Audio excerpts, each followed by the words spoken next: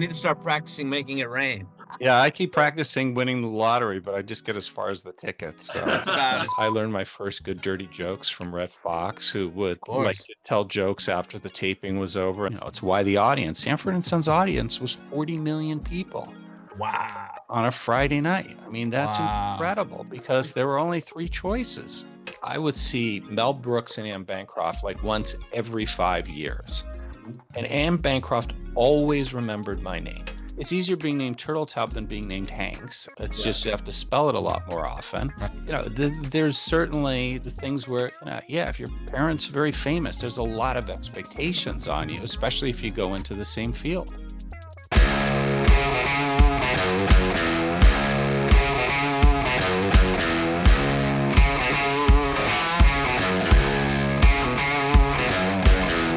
Hi, I'm Dan Eisenstein, and this is another episode of 90who10.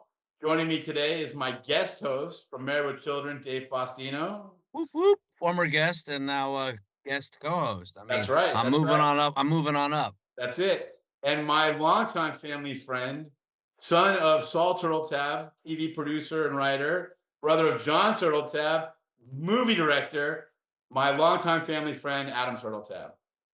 We've already established I'm the white sheep of the family. So Adam and I were talking a little bit before we started our recording. He's known me my entire life. His parents were close family friends of my parents. I've known him through various gatherings and get-togethers.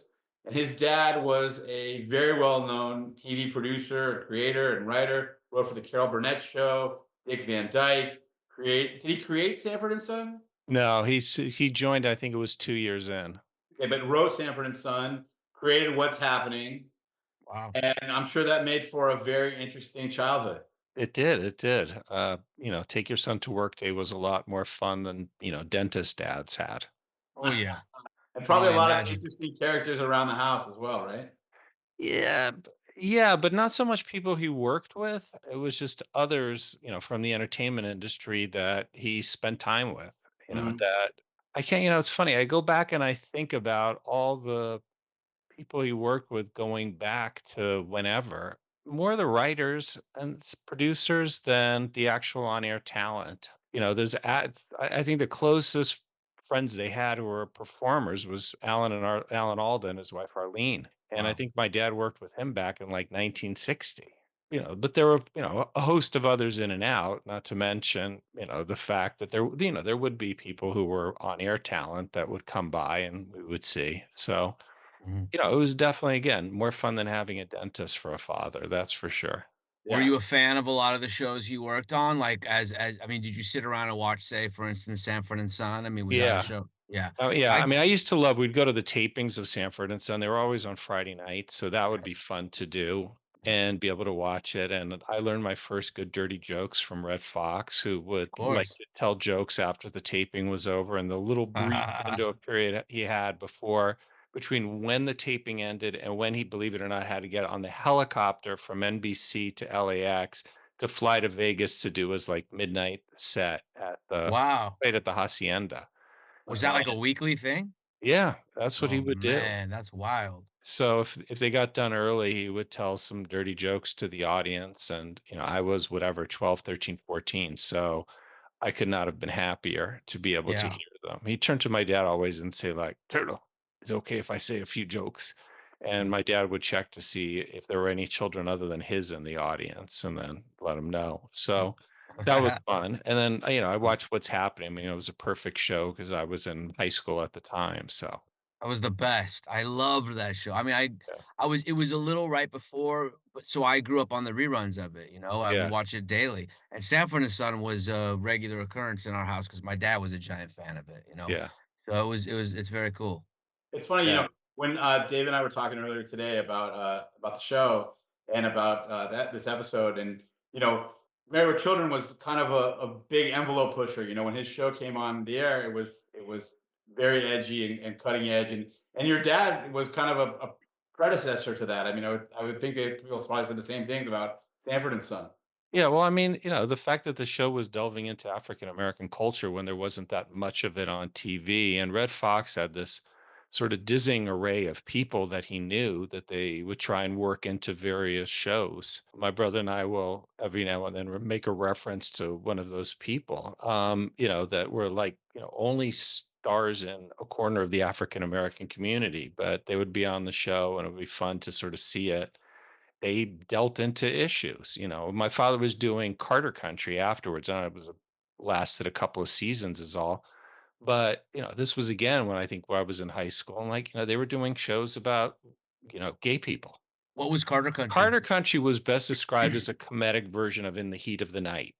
Okay. So Victor French, who had been on Little House on the Prairie, Yeah, I worked with played. him Oh, okay. He played a on Highway to sheriff Heaven, yeah. in a small town, and then Okay.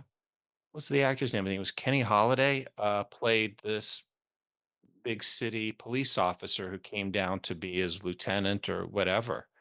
And you had the range of local characters, and they would get into contemporary issues, not just of the African American as a cop in this small southern town with some characters who were not exactly pleased with that idea, but Right. they did one episode back in the 70s. There was a whole issue of there was laws proposed that would ban gay people from teaching. Mm, And so they did an episode in which it was Richard, the actor was Richard Jaco, played the local football coach who had mm. been closeted gay and, was best friends with the sheriff. So, that was part of the nature of sitcoms back then, So it was a sitcom? Yeah, Oh, wow. yeah. It's That's interesting, awesome. on Instagram you can get these little clips of like All in the Family, Sanford and Son, and it's interesting because they're dealing with all these kinds of different issues. Whether there was just a clip of Sanford and Son where Red Fox was some I he was relating to his Jewish brothers and sisters. It was just really Oh, funny and really right on the edge, and just it's amazing the boundaries they were pushing. It's funny in some ways we couldn't do these kinds of shows today because it would be considered not PC or uh-huh. offensive, but they were able to do them in a way that were funny and, in my opinion, not offensive. You know? Yeah, well, I think part of it was, everything comedy's always a product, in my opinion, of the time it's in, because Mhm. comedy relies on surprise. Yeah, Somebody's saying something you can't believe they're saying, and when they see it forever, it's not that funny anymore. It's sort of hack. yeah, And, in that era, they were busting, barriers, but at the same time, sensibilities changed, yeah. Mhm, of what is and isn't acceptable anymore to laugh about. mhm. Look, when we were growing up, Polish jokes were a thing. Nobody even knows what a Polish joke Yeah. is anymore. Right, right, right. So, there were things that were considered fine that aren't. And then part of it is, stuff was in shock. I still remember like I was growing up, the movie Kentucky Fried Movie came out and Mhm. everyone talked about how hysterical and how outrageous it was. And I never saw it. And then I was in my 20s and went into a video store and it was there and I rented it. I was so excited I was finally seeing it. Like 90% of the humor, like we'd seen 100 times on Saturday Night Live already by Mhm. the Wow. time I got to see it. So it just wasn't funny anymore. It Yeah. was no longer shocking. Which, by the So way, just on Facebook, you are one of the funniest. You always have a good like quip, a good little yeah, funny. I mean, I'm thank surprised you you. didn't go into comedy writing yourself. You know? Yeah, well, I think it was funny. I was talking to a comedy writer about this once, and what's funny is he said he thought I was funny, and was like, I suggest, you're way funnier than I am, but there's a difference between being witty and being a comedy writer. Yeah, Mhm. I think I fall in the witty category. I'm not the right. I would not presume to be able to do it. you're So, definitely witty. There's you no know, doubt about that. so Did you consciously steer away from, the entertainment industry and sort of, that world, or is it just something you But I pursued what was interesting to me, and at one point that was, and frankly, I interviewed. So at that point, I was working in advertising, so I had the advertising marketing experience, and thought, okay, everybody else is in the entertainment industry that I grew up with, so why not Right. me too? And I pursued it, and frankly, I didn't like the people that much that I was talking to. shocking. Uh, yeah, so I steered clear, but my career has just been sort of pursuing what's interesting to me and where they were willing to hire me and keep me for a while. It's not like I set out to avoid it, but by the same token, part of me regrets it. It would have been fun and, and a lot cooler than some of the things I've done. But part of it also recognizes the fact that I'm way past my expiration date for working in the entertainment industry. Mhm. There's so many people who, as you know, are so talented, and then they hit a certain age and nobody wants to hire them anymore because of the Yeah. ageism there. And it's not just in front of the camera; it's behind them. Yeah. Somebody points out, It's if you watch all those live action shows used to be on Nick and Disney Channel, the reason they were good was because 5 years earlier those people were producing top rated shows. right. Now they can't work because they're too old. I So almost feel like there's more ageism behind the camera than in front of the camera if you really think about yeah, it. Because I mean, there's so many actors that work into their 80s, yeah, but I've seen a lot of the guys even from Married with Children, some, directors and writers and the likes have the same thing, they're past their prime, so to speak, right. which they're not really, but in the mind of Hollywood, they are. They are, and that's the hard part. So Yeah. Yeah. it's tough. I've seen people go through it, and everybody does eventually reach the point where they're too old to be doing whatever, but Sure. not necessarily at 40, which Do you, Yeah, happens yeah, way yeah, too yeah. much. you ever You know, think about writing just like a spec script in your spare time? no, I've tried writing books, shorter things and a humorous book, and I wrote kids' book, but I never could get anything sold. So I just decided it's not me. So I'm happy doing my work that I've been doing the last 22 years in this compliance world, and I try and do fun things like we have a blog for work, and I'll post cartoons, which are only funny if you work in corporate compliance and ethics, but people seem to get a laugh out of them. Oh, for those of us who don't know what, A corporate corporate compliance. Okay. compliance yeah, So explain a little bit. if you work at most companies, medium to large size these days, they have what's known as a compliance team, and their job is to make sure that individuals at work and ideally the company as a whole doesn't end up violating the law in the course of things. So there's all sorts of laws out there on things like data protection and privacy. So we're all familiar, like when you go to the doctor, the HIPAA disclosure you have to sign. Well, in addition to you signing that, the hospital's obligated or the medical provider to have lots of controls over your data. And the compliance officer is there to oversee the efforts to make sure that the data doesn't walk out the door. And there's a whole host of issues there. And so I work for an association for compliance officers. We have about 19,000 members, and we put on conferences, training programs for them, publish magazines, and then have a blog and a podcast series, which is why I have the fancy pants microphone. I was gonna Since I say, why host do you have that. this great microphone, better than Dan Yeah, and I it- both have, it's and it's for that. So it makes me got it. sound like I have a full head of hair, and that's why we use. That's awesome. Oh, no, what I was going to say is because we were talking about spec scripts. So my dad in the 60s actually wrote an episode of I Dream of Jeannie Uh and huh. got a cover letter back from Bud Yorkin. And I can only imagine that your dad was somehow involved in getting the script to Bud Yorkin. I don't know. I mean, that was I Dream of Jeannie would have been before then because I mean, I only watched that show in reruns as a Yeah. kid. So Yeah, I don't know. And by the way, kids don't get reruns anymore, which is just a tragedy. I know. I know, right? Yeah, but Especially for my residuals. I know, exactly, exactly. The, streaming numbers I know aren't as good, right? No, definitely not. Anyway, but that wouldn't have been me, but, I mean, look, your dad managed so many acts that he knew a million people who Yeah. probably could have done it, so Yeah. But it's funny. I have this cover letter that I have framed at home, signed by Bud Yorkin, oh, that's great. rejecting my dad's script, by the way, but in a Right. loving, friendly way. And so As they do in Hollywood. they do. Right. They do. Very lovingly reject you. They do, they do, they do. And, so you and your brother, how much younger is John than you? 2 years. 2 years. So you were just a grade behind my brother Mark? No, Mark and I were in the same class. Same class, 79. So John, was he always interested in film and filmmaking? I know I was always interested in filmmaking per se, as he was always more show busy than I. I mean, Yeah, when it came to things like, we take piano lessons and he was playing circles around me. When he was in high school, he was doing in the drama department, doing plays. yeah, I think I took 2 classes and realized I didn't belong here. For him, that was more of a passion. And then he went to film school, and he was in theater when he was in Wesleyan, and then he went to film school. yeah. Every time I've run into him, he could not be more warm and friendly every time I see him. He always get a good laugh. Yeah, people are always surprised. It's funny, when I first moved back to LA, people were coming out of the woodwork wanting me to pass him a script, and Yeah, I just say, "Just call him." yeah. And He's they're the like, "What do you smartest guy. mean?"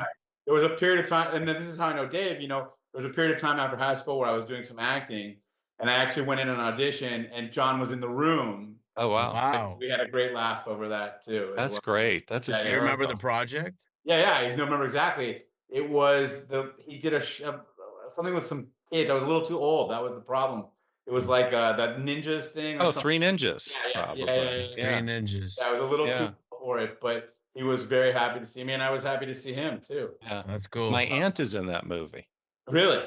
and his aunt too. So, do you remember the, Babies? Did you ever see it? I don't know if I ever saw that. Oh, so there's a scene when the kids get abducted, there's a babysitter who shows up in her hair in a shower cap and just looks horrible, and that was our aunt. And, John had her, get thrown into a closet with a pizza dumped on her face. That's So, she hysterical. was a good sport about it, so He Yeah, also once directed one of my ex-wife's favorite movies, which is While You Were Sleeping. oh, yeah, people love that film, that's for It's a sure. great movie. So many people have watched it so many times.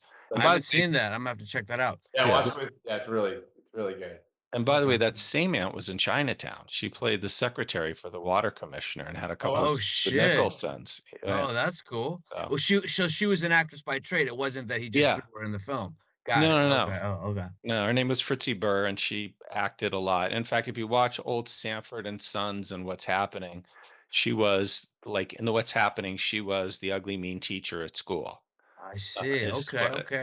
I mean, it's a crazy, it's funny, and part of the reason we did this podcast is like, you grow up in Beverly Hills, and you know people who are in the entertainment industry, and to the outside world, it seems like, and it is, it's interesting and it's different, it's unique, but to the people when you're growing up in that, it's just, oh, that's my dad's friend from work, or that's the kid that I go to school with, or and that's kind of what we're shining a spotlight on is the normalization of it, yeah. of growing up in that industry and in that town. Yeah.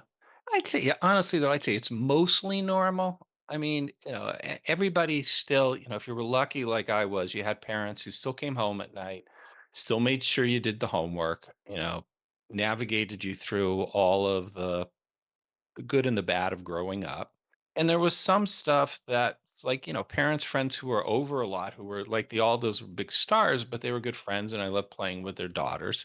But still, it was some stuff was exciting because, a lot of people, as you both know, are larger than life, even when they're Mhm. just sitting on the sofa talking. And, they just have something there. But as we also know, they can be very down to earth, Mhm. and very Absolutely. sweet and warm and humble. And like, I always tell the story about the fact that I would see Mel Brooks and Anne Bancroft like once every 5 years. Mhm. And Anne Bancroft always remembered my name. Mhm. Wow. And That's she pretty was cool. always, yeah, and she was the nicest, sweetest, warmest lady in the Yeah. world. It was like being hugged when you were around her. One of And my favorite. Go ahead. Yeah. no, and I'm just like, Oh, there's that, but at the same time, their asides are much wittier than, normal people. And sometimes, they're the thing that makes them special carry on. Like my brother's friends with Tom Hanks. Tom Hanks in person is like Tom Hanks on the screen.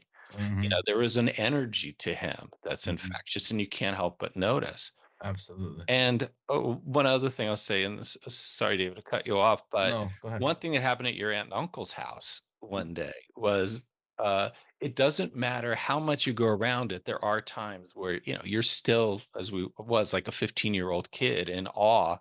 Is my parents gone to their house for a barbecue on one Sunday, asked if we wanted to go. John and I just both didn't feel like it. We had homework to do and we stayed home. When my parents came back, I said to my father, "How was it?" He said, "Oh, it was nice. So and so was there and so and so was there." And then there was some rock band there too. And we're like, who? And my parents described it, and I'm like, I can't figure it out. He says, and they're called like the Commanders or something. I said, the Commodores were there. It's Ah, like, oh my God, why didn't you call and tell us? And so, and they said we said our homework. I said, yeah, but the Commodores were there. well, at least they So knew what was important, which was the homework. right. Yeah, So that's right. anyway, No, I was gonna say And 'cause that's how it was. It's funny, I remember when I was a little kid, my mom taking Lionel Richie's wife down to the jewelry mart downtown to do shopping and help her, pick out some jewelry. And Yeah. was like, I've been in this business since I was 3 months old. I mean, I literally kind of fell out of Wow. the crib and into it, and, before I married with children, it was commercials and guest spots and all that good stuff. As a matter of fact, that's when I was saying I worked with Victor French. I did an episode of Highway to Heaven when I was a Oh, kid. wow. Yeah, but, I mean, I can count on 1 hand, maybe 2, okay, 2 hands, maybe 1 of the people I've worked with that were just nasty or downright mean or anything like that. I mean, my experience, maybe I'm just lucky, has been, really tremendous. I mean, I've worked with some of the Yeah. nicest people in the Yeah. world, and it's been lovely to me, Yeah. so, And yeah. I agree. I think most of the people we've met have been great. I mean, occasionally there's people I've gotten a sense like, stay away, but Chevy my Chase. yeah, no one ever says anything nice about him. yeah. But, most of them are great and, that I've met through my parents or my brother, but those are the people that people hang out with, you know. Yeah. It's funny that you And mentioned Tom Hanks because he rented the beach house next door to my grandparents one summer. uh-huh. This was like right after Big, and he had a bunch of people hanging out. John Lovitz and this guy Barry Silva, who's a comedian. I don't know if you know who he is. Mhm. Yeah. And it was like the most fun. They were like the most fun and the most entertaining, and just like we played like touch football with them, and they couldn't have been nicer. Yeah. Yeah. Yeah, And yeah, that's I've it. I gotta say, David, from your experience though, it's like I gotta say it's way different being a kid growing up with a dad who's in the business than it is being the one in the business, and that's a lot of weight to carry. Yeah, it can be, it can be. I mean, again, I had a really good experience. It is weird growing up in the public eye, I guess. There's a lot of weird pressures on you, but for the most part, I had a great experience. That's great. My parents my mother was there a lot. She was a stage mom, but as Dan could probably attest, I mean, she wasn't like your typical stage mom. I mean, I remember Mhm. Katie Seagal, who played, my mother. She would always go, "Man, you're lucky, you got a good mom," and I That's did, I had great. a great mom, great great. mom, so that helped a lot. You were saying, Dan, about having, Tom Hanks, was that at the beach house in Malibu? Yeah, in Malibu. Yeah, yeah. That was Because a Ron great Le So that yeah, was 2 doors down. It's funny, the Malibu house has such a connection. Even when I saw, While You Were Sleeping, because Jack Warden is in While You Were Sleeping, and he owned the beach house right next door to us. Oh, But wow. wow. one house over was a house that Ron Levitt, who was the creator and producer of Married with Children, he had rented one summer, like literally a year or 2 before I met Dave. And I have been friends since we were 16, but I think a year before that, Ron had rented the beach house 2 doors down, and Hmm. I'd met Ron and now the guy's name is what was his good friend? Was it Frank? Oh, Frank Lloyd, yeah. Yeah, yeah. So and I'd met these guys who were working on Dave's show before I even met Dave, and then Dave started ringing around the set, and Ron's like, "What's that guy doing here?"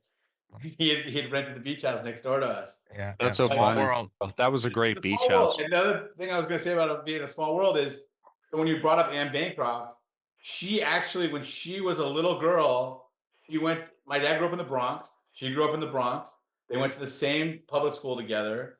Huh. They shared desks together. And one day, and my dad loved telling this story. It's one of these stories that like lives on forever. She was writing her name a bunch of different times, and my dad said, "What are you doing?"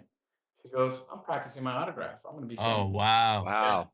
yeah, There's one for whatever, positive thinking, Right. visualization, whatever yeah, you wanna Yeah. call it.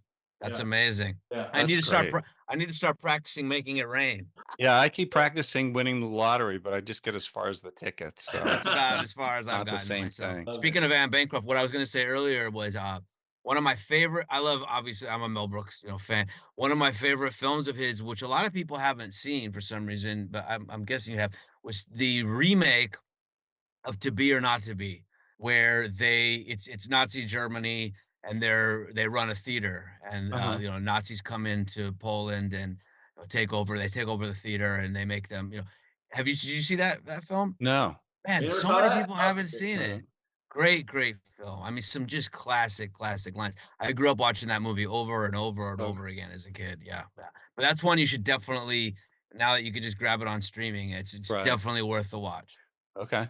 Very underrated. Tim Matheson is in it. Tim Matheson, That's a great movie. Gypsy, who, well, he's the gay guy who plays, like, the sort of theater, Yeah. their dresser. Funny story about him, and just as a side Oh, note yeah. is, one episode of Married with Children, we were to meet Peg, the mom's, family, and it was always insinuated that her family was a bunch of inbreds from, Milwaukee, and so finally that when they had an episode where they were supposed to come to the house and Al was dreading it, they wanted to cast a really wild bunch of characters. So they cast King Kong Bundy, the wrestler, I can't remember who the other person was, and Divine. And so it was, that Monday, it was, Monday we would do the script read like most sitcoms would. We would do the table read. And, I think I was about, I don't know, maybe 16 or 17. I wasn't really up on who Divine was necessarily. Like they had just told me this guy, Divine from the John Waters films and this, that, and the other. And so we're waiting, and his agent is there, we're there, and this is before cell phones, so we're there, and Mhm, 20 minutes goes by. It was a noon reading. 20 minutes goes by, 30 minutes goes by, and where's this guy? This diva, who had, mhm. and his agent, is there, and he gets a call on the rehearsal hall call line. He had died in the hotel room that morning. Yeah, he had flown out to they flew him out to do the show. He was in the hotel room and had a heart attack that morning. It's Oh crazy. my god. And the reason I bring that up is the guy Gypsy Dan, who played their dresser in To Be or Not to Be, was who they recast the role Oh, with. Oh, wow. wow. Yeah, I have to yeah, go he back was and watch very that funny. episode because I love that movie. That's a great movie. Great movie, great Yeah, movie. really good movie. You know, Anyway, when I think of your dad, Adam, I mean, always very witty. And when I see you, like I said, when I see you on Facebook, it reminds me of your dad. But when I think of your dad, I don't know if you even know this or not, but when my father passed away in 1990, your dad came over for about a week and led the minion every night Uh-huh. for my dad. And I don't know. I mean, it's always got kind of a place in my heart. And when I think of your dad and think about that time, and Well, he that's was great. like it was like your dad was like a junior rabbi almost. Yeah. You Well, know? he had a lot of Jewish education and was more observant than most. Not enough that I wasn't allowed to do things on Saturday, but, yeah, he filled that role for a lot of people. Yeah, So, I think that generation too was a little more had kind of a little bit stronger Jewish education than we went to Temple Emmanuel, very reformed, but my dad had a little bit more of that yeah. conservative Well, growing up. it's a generation, Yeah, that's a thing. yeah, So, I for mean, sure. he for the goy in the room and those Yeah, watching, what is a minion? I'll let you And take it, Adam. So, in the Jewish tradition, when somebody dies, for the first, 11 months or a year, the immediate family member is supposed to say this prayer called Kaddish in the person's honor twice a day. Now, you can only say the prayer if there's at least 10 men traditionally. Now, most congregations do 10 men and or women who are Jewish. And so part of the morning ritual is for the first week, there's a period known as Shiva, which is an intense morning period that I where know. the synagogue gets people to come to your house so you can say the prayer. After that, they won't come to your house, and it's designed to make sure that you come out and don't end up lost forever in grief. You have to leave your home to participate and honor the person. So you got to get people now. If you're somebody's active in a synagogue, the synagogue takes care of it. If not, my father took care of it and Yeah, others. Got it, So got it, got it. So he was pretty devout then. I mean, that's a pretty yeah, and it was a big part of his life. I mean, oh, that's it's cool. not like he went to services every Saturday by any means, but it was an important part of who he was. I learned something today. There you go. Minion, not just a little yellow guy. Right now, you can just right. throw that out. Just Yeah, absolutely. surprise people with it. Yeah, yeah, yeah, yeah. Add So it how to do you my think repertoire. growing up in Beverly Hills and around the entertainment industry had an effect on you, if at all, or in the way you look at life? I think a part of it is the realization, that you don't get fully until you leave it of, to use a modern term, what kind of a bubble you live in, Mhm. that, the amount of affluence seemed normal, Yeah. not like it was that more. And, I always knew it was special that I knew all these people in the entertainment industry. And certainly when I went to college, everyone was just blown away by Mhm. all of it. But that was part of it. The thing, honestly, I didn't like was this, and this really hit me in high school, was all the kids who didn't realize their parents were successful. They weren't. There was certainly that phenomenon to it. And most people grow up and realize these things, but that part I wasn't a fan of. I mean, I was very eager to, it was funny as I was eager to leave and get into a different environment and away from all of that. And as somebody, or I realized it was, yeah, I went to hang out at a small New England liberal arts college surrounded by kids who had the same thing, but from their parents who were lawyers and business people and whatever. I mean, it was just sort of different. But, we all grow up and realize that doesn't matter anymore. You're not a Right, kid, you're a right. grown up. And you gotta succeed or fail on your own merits. Some people had big bucks, whatever, and they were gonna be fine no matter what, but it was a different world, and it's what's good is, moving when I moved back to LA in '90, being a part of it again, though, being celebrity and showbiz adjacent through my parents again or through John, I was more comfortable certainly than probably most people would be, but Yeah. I'm just never in that world. So, It's funny though, it's you different. touched on a lot because, growing up in Beverly Hills and even Dave growing up in LA and around the entertainment industry, you meet a lot of people and Dave and I have both met a lot of kids of either uber wealthy people or celebrities. And you meet two kind of people, regardless of how wealthy or how successful their parents are, is either it's been ingrained in them that you have to succeed on your own merit. I have a friend of mine who likes to say, my dad's rich, I'm not, Mhm. or there's the other side of it where you've got a lot of entitlement. And, you Dave are Cantor. you are a lot older than me, but I've known John a little bit more. He's my sister's age, and you guys always. I mean, you came from the same type of background that we came from, where yes, our parents were successful, but we were going to have to go about life on our own merit, and Mhm. something that I've gotten Yeah. from. And, certainly it's like, for my brother, it helped open some doors, Hmm. obviously, but, if his movies didn't do well, he wasn't gonna do well. And for me, I went far afield from it and everything had to stand. And most people, did. But it's tough. But, it's easier. Well, it's hard. It's easier being named Turteltaub than being named Hanks. It's Yeah. just you have to spell it a Mhm. lot more often. Right. But there's certainly the things where, yeah, if your parents very famous, there's a lot of expectations on you, especially if you Mhm. go into the same field.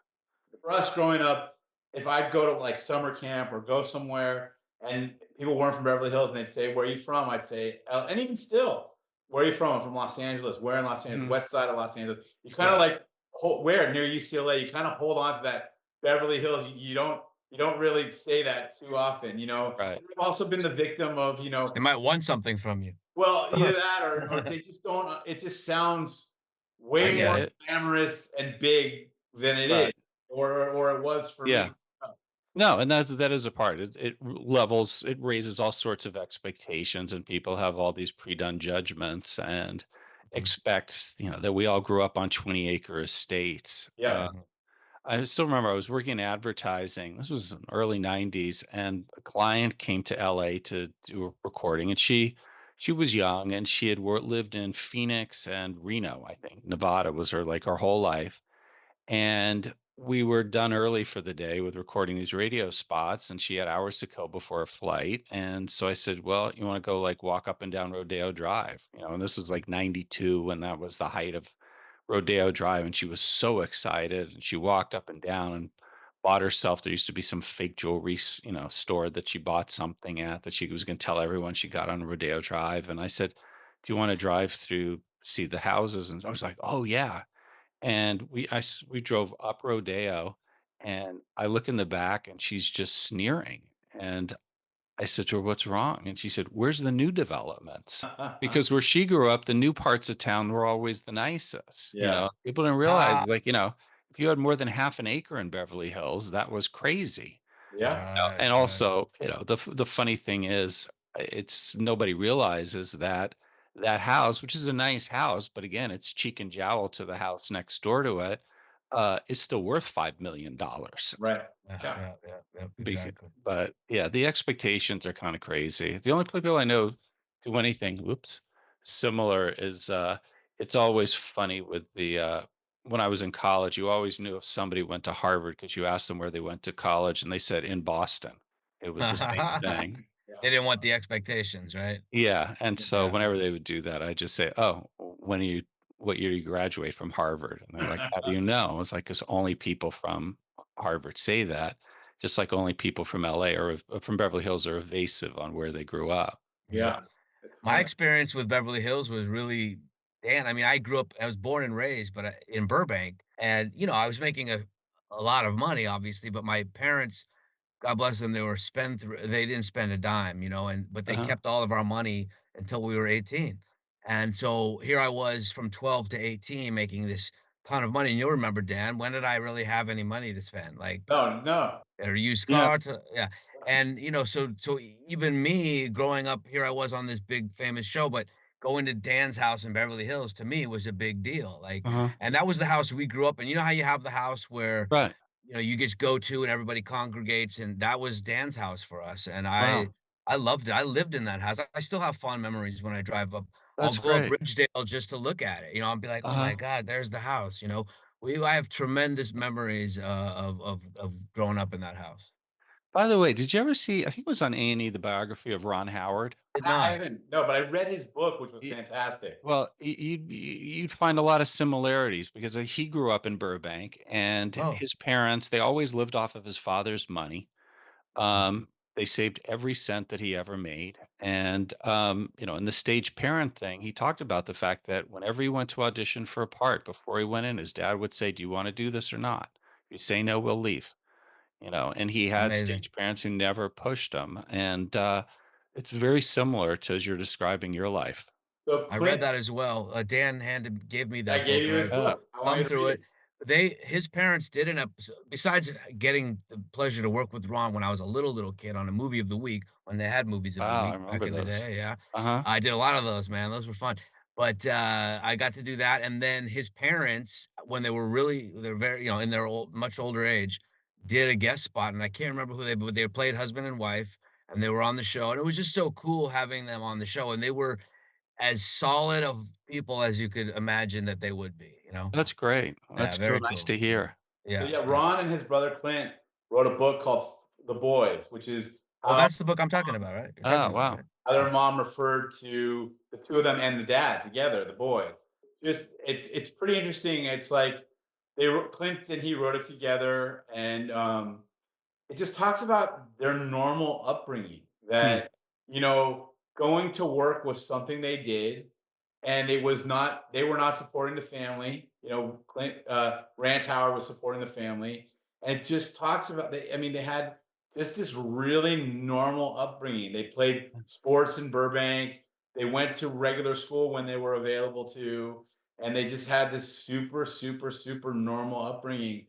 And it's interesting, it's funny that that came up because I know you weren't working at them as a kid, but that even though your dad was in showbiz, when I think of your family, it was a very normal thing. mhm, John Voight's son Jamie is a good friend of mine. We grew up together. He went to El Rodeo as well. He's been on the show. But every once in a while I'll see John, and John is like, John's a huge movie star, and anytime I sit with him or we have lunch or I've been with him, it's like if you had a friend whose dad is a doctor or a lawyer or successful in anything, but not this world famous actor, that's how John is. He's just my mhm, friend's dad who's successful at his job, and it might as well be, a stockbroker. He's right. super unaffected, And a and giant Trump loyalist, just so you he know. Yeah. is, he is. But we don't have to get into that. Yeah, we don't That's But have to go amazing. there, but Yeah, but we're not going there. That'll but no, take I us mean that's the thing, like, the good ones, a lot of people were that way. When Don Rickles died and, people shared a lot of his bits and stuff, and I talked to him once for any length of time.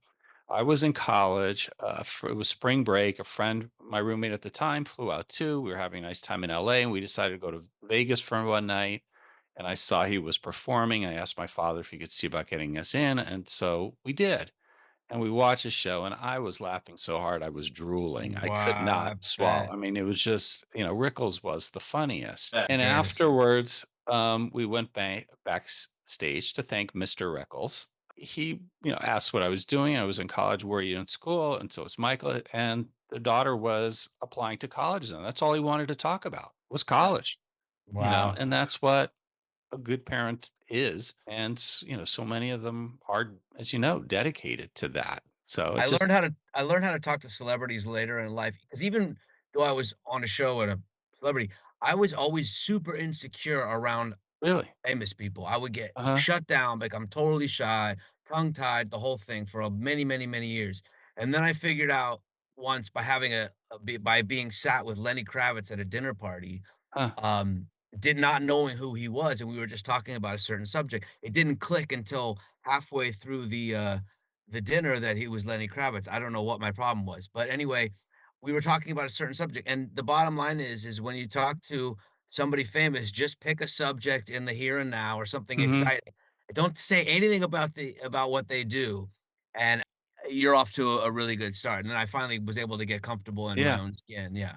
Treat him like a Lenny's also person, not a marquee. Exactly, So he's also a exactly. Beverly alum, Lenny Kravitz. He, I That's think he was right, understood. either that's right. Alright. it was either John See how I Muir got or that one of in his there? sisters. There you go. Yeah. Yeah, I forgot about that. yeah. So, Because his mom was on The Jeffersons, that's right? right. Yeah, yeah. Oh, Wow. that's right. Roxy Roker was Roxy his Roker, mom? right? Yeah, yeah. Yeah. And I And think she his dad played was an entertainment lawyer. wow. There's a great documentary. I think it's on YouTube, and it's about the friendship between the Rickles and the Newharts, Oh, and yeah, I should watch that. it's Yeah. fantastic. It's really, really good. And I wouldn't be surprised if your dad was maybe at one of those. Your mom and dad were at one of those dinners at Yeah. some point along the way. I don't know. I always loved Bob Newhart's line whenever he was asked, "Why are you friends with Don Rickles?" He always would respond, "Because somebody has to be."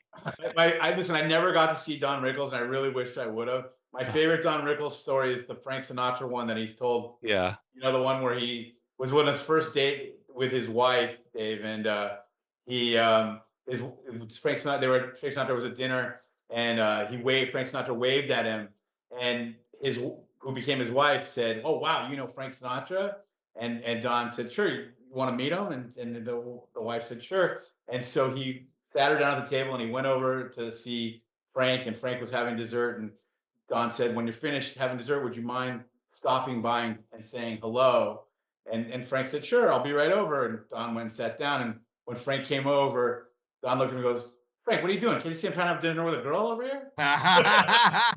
That's Such a awesome. great story. Brilliant, brilliant. That's just such a great story. Uh-huh. I love it, There's a I lot of love it. clips of Rickles on YouTube, and, you talk about how comedy changed. I mean, what he did Lisa Lampanelli does the same sort of stuff, Yeah. Mhm, with very racial and insult comedy, but, there's mhm. nobody like Rickles anymore, and it would be very hard to do that on a sustained basis without getting into trouble. You That's couldn't. He was one of the last. I mean, he's Yeah. unbelievable. Well, watching it, what's funny is it was so over the top stereotypical, and Yeah. everybody knew it was just an act. But Mhm, mhm, mhm. still, I wouldn't be. I don't think anyone's brave enough to try it. Other than, well, she's done this something similar, but it's Lampanelli, I think if you do that humor, you have to do it so unapologetically and yeah, hit them with a sledgehammer, and somehow the people who do that seem to get away with it for the most yeah, part. If you have any sort of trepidation about it at all, you're dead. It's And he tough. We've become such a, so PC, so, sensitive. I mean, your dad, who I think of as one of the sweetest, nicest guys. Like I said, even the humor that I was watching on Sanford Son, it'd be tough. Married with Children would be tough to get on TV today. Sanford Son would be tough to get on TV mhm, today. Just become soft. I mean, and I hate to say it like that, but I feel that yeah. way. I don't know. It's hard always to say. I mean, because look, TV keeps surprising us. I mean, all Yeah, the stuff that we stream, it's so out there, and then how That's much true. good stuff there is all over the world. I So mean, much. I so got much hooked good on stuff. an Icelandic cop show, which who would have thought, and then some Australian shows, and there was a bizarre French Cold War comedy series that was really good that you can't watch anymore, but it's amazing how good it is. And, because it's so inexpensive to do good quality production, it looks good, that Mhm. you could shoot on a Canon camera, a series. It's not like, when we were little, I still remember my parents took us to Europe. My brother and I turned on the TV and couldn't believe how bad everything just looked. Oh, yeah. But now it all looks great, sounds great. It's terrific. Yeah. And there's some really fun stuff and weird topics and things like that. Funny, I remember My going to Europe with my sister when I was a kid, and the only thing we had was CNN the entire time. Was Mhm. we couldn't watch anything, and there was nothing else in English. So before we wrap up, I got to tell you this one story that my sister made me promise I would tell. You will always credit your brother with one thing. So when they were kids, they went to Bassett Martin tennis camp, Oh, right? I remember that place. Uh-huh. And my sister was ranked second to last tennis player of the summer. And the only reason she was second to last was because your brother went home with the chicken pox. Oh, good one. Awesome. So she'll always be better than John. Yeah, yeah, second to last. Where was this tennis club? This was some Bassett Martin tennis camp. Do you remember where it was? And I did no sports or any form of exercise as a kid. I hated it all. So it was not gonna be me. If there was watching TV camp, I would have signed up for that. So, Yeah, yeah, yeah. I would watch every rerun on television. I treated like it was gospel that I had to memorize, and, and again, it's one of those things where, as we were talking earlier about the fact that kids don't get to see reruns. You don't get to Man, watch this stuff. Everything now it's for little kids is 3-year windows for those shows. it's Not too like us. bad. Scooby Doo ran for 20 years or whatever, the It same did. 12 episodes. It's So, Yes, it funny, did. today I was talking with my daughter who's 15, and I was saying how, when Dave, we were talking about Dave actually for a minute, and when Dave was on TV, there was really only 3 channels to watch. And she could yeah, her eyes lit up, she couldn't believe It's it. yeah, mind-boggling, And isn't then I it? said, and there were no DVRs. If right. it was a show you really liked, you had to like be home and watch that show. And she couldn't even believe it. She's like, Or wow, you catch had it rough. or catch it in this little thing called a rerun. Yeah. Right, you had A to wait for the rerun? summer, and my father got a 3/4 inch video recorder, cassette, gigantic, massive industry ones, and, like, we had one of those, and people would come to see it, that was a big deal that we could set Huge. the thing. No one could ever figure out how to set it in advance. You just have Yeah. to hit record and come back and watch, but Yep, that yep. was a huge thing, not like now where, again, you can stream it, 80 million channels, and it's great. It's much better to be a kid and watch TV, but it's why the audience, Sanford and Son's audience was 40 million people Wow. on a Friday night. I mean, that's Wow. incredible because there were only 3 choices Yeah. I mean, and for back then there people. wasn't Yeah. even Fox, Dave. It was just CBS. No, I know. There was Yeah, truly 3, yeah. We were Yeah. yeah, the 4th network. Yeah. Yeah. yeah. That was a big disruption in television. There was gonna be a 4th network. I Nowadays, bet. I bet they that wish pissed there them were off. 4 networks to choose from. Yeah, I know. You So, remember? I don't know if you remember that. I'm sure you do. I mean, they even when they were children, they played it twice a night because they needed more. I remember They that. would Yep. rerun oh, the yeah. whole lineup. Tracy Ullman, Yeah. 21 Jump Street, and Married with Children, Yeah. which, of course, Tracy Ullman spawned The The Simpsons. That Simpsons. is it still running or is it finally over? No, Simpsons is still running. It's amazing. Crazy. Amazing. Unbelievable, Yeah, it's unbelievable. incredible, What and were some of your favorite shows growing up, Adam? shoot. Well, like every kid, I would love the Brady Bunch, and the Partridge Family when I was that age. I love the $6 Million Man. Actually, I will tell you, that was the most mind-blowing moment despite growing up in the entertainment industry. Is we were at My parents got to be friends with Tom Laughlin, who was Billy Jack, which you have to be a certain age to even know who that was. He did I a don't even whole know that. series of movies. He was like before Steven Seagal and before Okay. all the other badass actors. He Yeah. was one of them. He sort of created that whole thing before Rambo. They would have a potluck, like play tennis, swim, and have a potluck dinner, and they'd have a movie on video that they show on a projection screen at night, and in walk Lee Majors and Farrah Fawcett. And I gotta tell you, that one was like, "Oh my god, I can talk to the $6 Million Man or Farrah Fawcett." Yeah. Adolescent brain was just in overdrive. I mean, that was just an incredible moment for me. You remember the series The Hulk with Lou Ferrigno and, Yeah, and Bill Bixby. Bill Yeah. Bixby, who I got to work with as well, but when I was a kid, I was, a giant fan of the show, and my dad was a costumer his whole life, and Oh, he was working on that show, supplying some he worked at a Western Costume Company. Do you remember Western Costume that was Company? isn't that on Highland or someplace? Melrose, Melrose, okay. where Paramount is now. They took a wrecking ball Uh, to it. My dad filmed it. But anyway, he was, so my dad took me and he didn't tell me where we were going. And next thing you know, we end up on this sound stage, which is a faux, like set up like a bar. And sure as shit, in walks Lou Ferrigno dressed oh, as the wow. Hulk. And I get to watch him throw a guy over a bar that collapses. And it was just Uh-huh. one of those memories that'll always be burned in my consciousness for the rest of my life. It was very Yeah. cool. Yeah. I mean, it doesn't matter if you grew up in this or not. There are still icons, Oh, yeah. that you got to meet. And Some you didn't appreciate it, some like that, and you're like you knew. And I met Sinatra when I was a little kid, and I just knew he was famous, but he didn't Oh, mean wow. anything to me. That's a good meet. That's a pretty Yeah. cool So, yeah, moment, I yeah. met Elvis when I was a kid, and that was like Wow. I knew sorry, he was Elvis, but, that's but it was still one of those things where you don't fully know it, but, like, yeah, it's the characters, My d Chris Knight from the Brady Bunch ended up working in casting for a while, and I'll never forget, I was living on the East Coast by then. I came back, saw my dad, we met him for lunch one day at whatever show he was working at, and turned the corner as he was introducing me to people, and there was Chris Knight. I was like, Peter Brady? Ah, Peter Brady. I mean, that was way bigger than meeting Elvis.